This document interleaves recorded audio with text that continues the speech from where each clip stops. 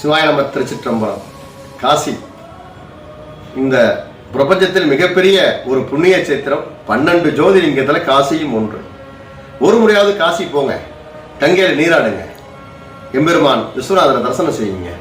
எல்லாரும் சொல்றாங்க காசி போகும்போது நம்ம கடமையெல்லாம் முடிச்சுதான் நம்ம விஸ்வநாதரை தரிசனம் பண்ணணும், கங்கையில குளிக்கணும் அப்படின்னு.